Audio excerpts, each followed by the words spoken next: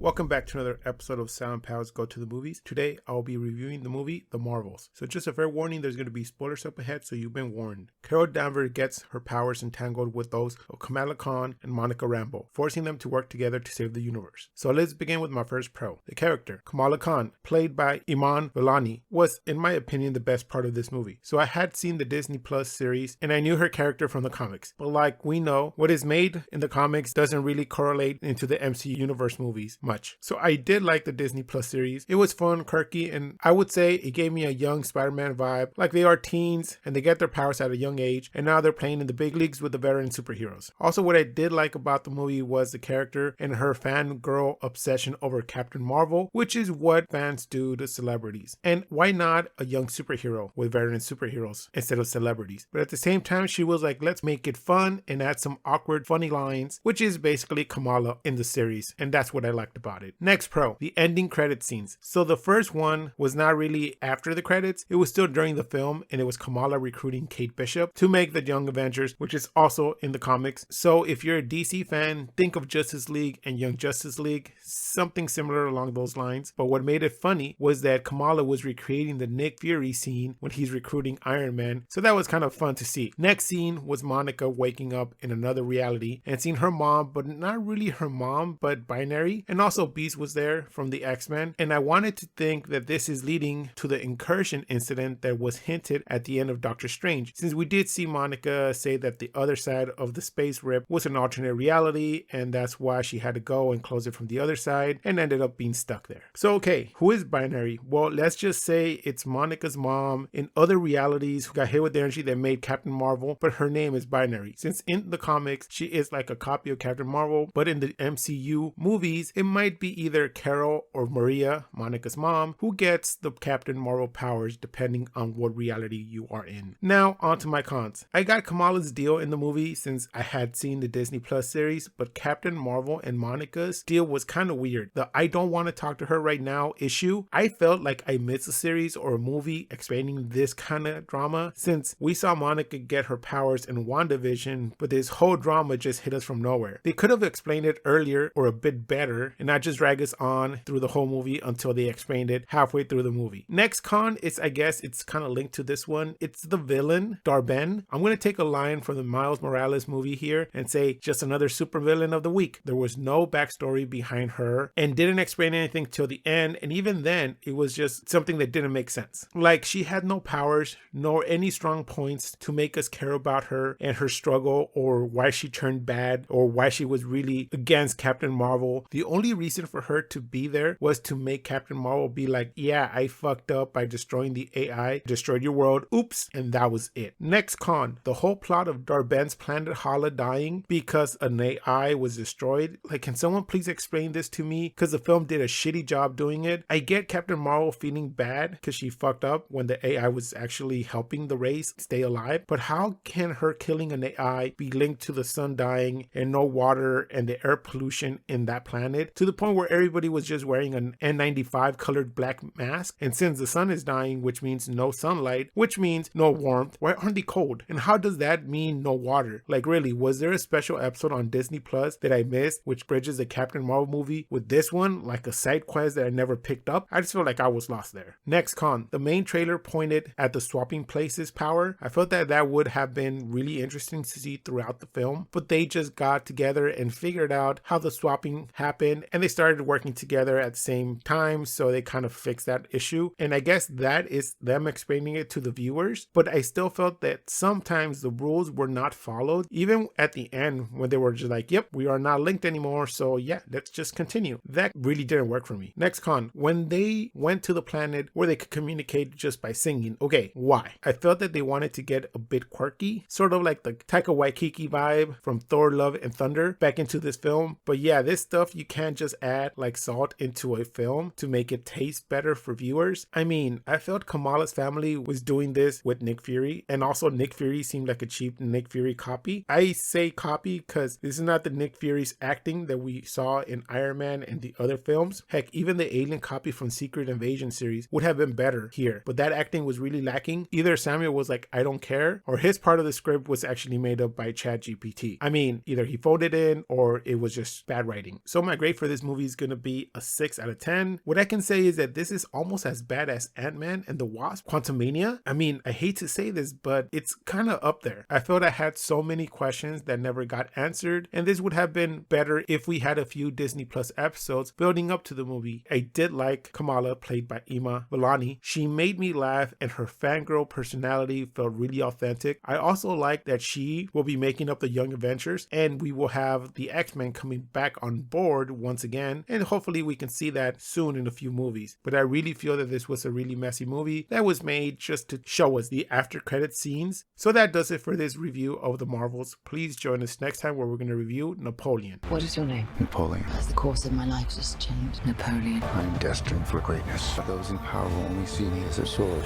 Please like, comment, and subscribe. You can find our social media links below. And like always, keep watching movies.